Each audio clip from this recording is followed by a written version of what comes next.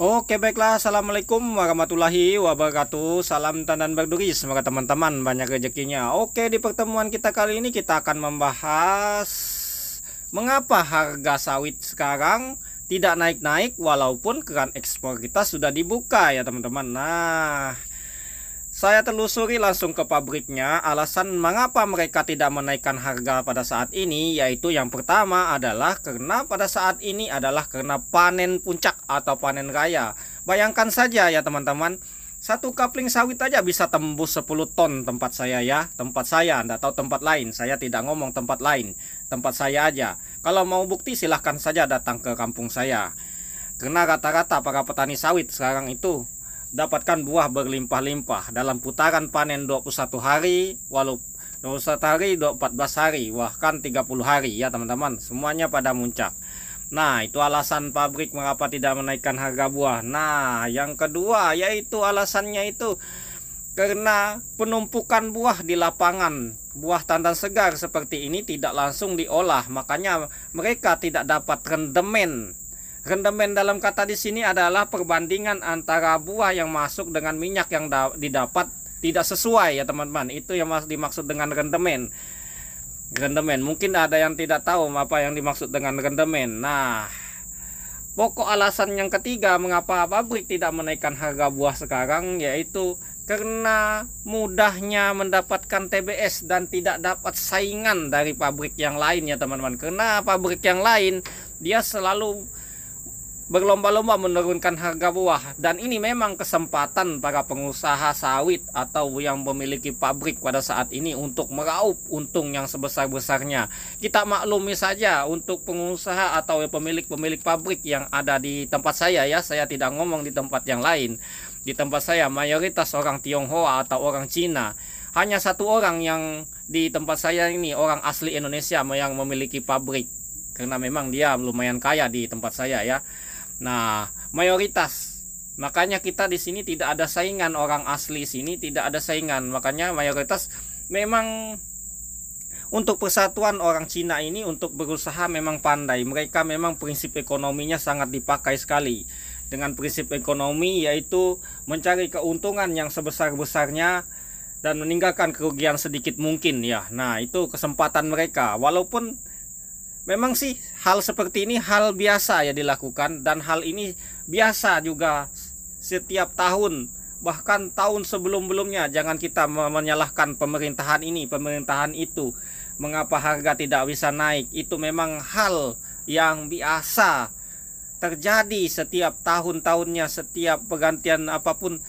Pokoknya yang tidak berpengalaman dalam hal sawit dia pasti protes mengapa harga ini. Dia selalu menyalahkan pemerintah. Kita tidak bisa menyalahkan pemerintah dalam hal harga sawit ini, karena dalam hal ini pengusaha yang bermain. Nah, kalau kita ngomong lagi mengapa tidak dilakukan oleh pengawasan pemerintah, nah itu dia, kita tidak bisa ngomong seperti itu karena kita tidak pernah bekerja di pemerintahan. Bagaimana proses pekerjaannya? Di sini saya tidak mau berbicara hal yang bukan bidang saya ya teman-teman. Saya tidak mau sok pintar seperti orang lain. Saya di bidang saya saja, yang saya paham saya bahas. Nah, itu dia. Nah, mengapa? Karena melimpahnya stok sawit, jadinya mereka tidak ada saingan ya teman. Makanya maka mereka malas untuk menaikkan harga buah. Nanti coba kita lihat ya, setelah 3 bulan setelah ini ya, kita lihat buah mulai sedikit yang datang dari pabrik dan mobil tidak lagi mengantri di pabrik. Otomatis harga akan naik dengan cepat ya teman-teman. Nah, dan kebanyakan saya lihat komen orang di kolom komentar mengatakan bahwa saya bodoh segala macam. Dia mengatakan seperti itu, buat judul sembarangan. Nah, itu jangan disalahkan saya, karena memang untuk harga sawit ini tidak boleh kita menyalahkan orang lain, karena memang ini semua permainan usaha. Coba kita pikir saja, seandainya kita sebagai pengusaha, apakah kita tidak memanfaatkan situasi seperti ini? Saya pun kalau jadi pengusaha pasti sudah memanfaatkan situasi seperti ini untuk meraup keuntungan. Karena suatu saat kita memiliki usaha itu pasti ada suatu saat kita ada ruginya. Nah, itu dia. Nah, untuk pada saat ini memang panen ini lagi panen raya ya. Makanya pabrik beralasan tidak akan menaikkan harga buah. Untuk harga buah sendiri tempat saya berkisar, walaupun keran ekspor sudah dibuka pada saat ini ya teman-teman, kisaran harga Rp1.850 Rp1.830 ya teman-teman. Untuk mobil kecil dan mobil besar berbeda harganya, beda Rp30 ya. Nah, untuk tempat lain saya tidak tahu karena semua pabrik itu harganya berbeda-beda. Di salah satu pabrik ada yang harganya sudah hampir Rp2.000, namun di pabrik saya masih harga standar ya, masih harga kemarin sebelum keran ekspor dibuka.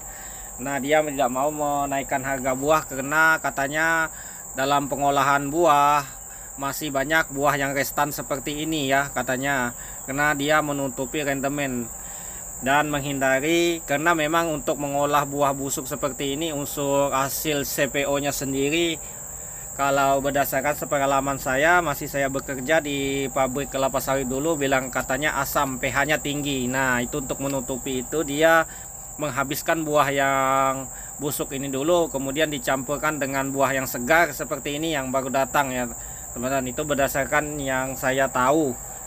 Sayangnya saya pernah bekerja di pabrik sawit ini sendiri ya, ini sudah pabriknya selama 7 tahun ya. Semua stasiun saya pernah lakukan, pernah saya duduki dan pernah saya pelajari ya. Mungkin sekarang sudah saya lupa untuk hal tersebut ya. Nah, ini kita lihat di sini untuk mobil-mobil kecil sudah banyak yang masuk ya.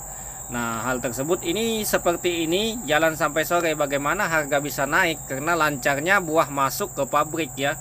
Seandainya buah ini sudah tidak lancar masuk ke pabrik, mengolahnya Senin Kamis, nah, di situ kita lihat harga akan meningkat pesat ya, karena pabrik tidak dapat buah dan dia tidak dapat mengolah. Kalau masih seperti ini tidak ada harga, kenaikan harga, apalagi di pabrik lain tidak ada persaingan harga, sementara dia masih dapat TBS ibaratnya. Nah, nanti suatu saat dia akan tidak TBS. Nah, untuk mensiasati hal seperti ini ya teman-teman, teman-teman harus pandai dalam merawat sawit dan hal pemupukan dan perawatan. Nah, seperti saya kemarin, saya dapat panen puncak sempat 2 kali ya teman-teman. Nah, di harga 3.000 lagi tinggi-tingginya, harga 3.000 lebih, hampir 3.390 rupiah kemarin kes-kesannya. Harga di pabrik lumayan 3.090 ya. Nah, jadinya saya waktu itu mendapatkan tonase yang lumayan. Menurut saya itu sudah panen puncak. Tapi memang untuk panen puncak kelapa sawit ini ya teman-teman, biasanya 5-6 kali siklus panen ya teman-teman. Setelah itu untuk panennya merata sudah, berdasarkan pengalaman saya ya teman-teman. Nggak tahu kalau pengalaman teman-teman, saya di sini membagikan pengalaman saya saja yang saya pernah ketahui dan saya pernah lakukan dan saya pernah rasakan di lokasi, yaitu 6 kali sampai 5 kali. Bahkan yang buat sawit yang tidak dipupuk ya, yang tidak pupuk itu paling 3 kali saja untuk siklus panen puncaknya. Kalau yang dipupuk bisa sampai 6 kali ya, paling sedikit 4 kali. Itu kalau sawit yang muda bisa 6 kali ya teman-teman. Untuk siklus sawit tua biasanya 3 kali. Nah, yang dipupuk, dan kalau ya tidak dipupuk ya 3 kali saja mentok sudah. Mungkin kalau ada mungkin lebih kalau rezekinya ya, karena manusia memiliki rezeki yang berbeda-beda ya teman-teman. Nah,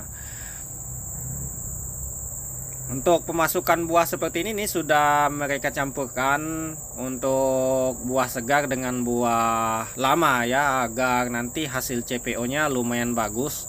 Karena ini biasanya cara mensiasati untuk menghindari pH minyak terlalu tinggi. Karena kalau pH minyak terlalu tinggi harganya juga turun ya untuk minyak CPO ini. Untuk minyak CPO ini. Ya, mudah-mudahan kedepannya tidak terjadi lagi untuk penahanan atau penutupan keran ekspor kita, agar harga buah ini tidak seperti ini ya teman-teman. Ini waktu kemarin ini kita ibaratnya dalam panen sawit ini, harga buah ini sangat hancur sekali ya teman-teman. sangat drop sekali harga sampai sekian. Tetapi jangan kita bingung karena pemerintahan sebelumnya lebih parah ya. Sebelumnya Jokowi ini lebih parah. Saya pernah merasakan harga itu Rp600 ya di lokasi.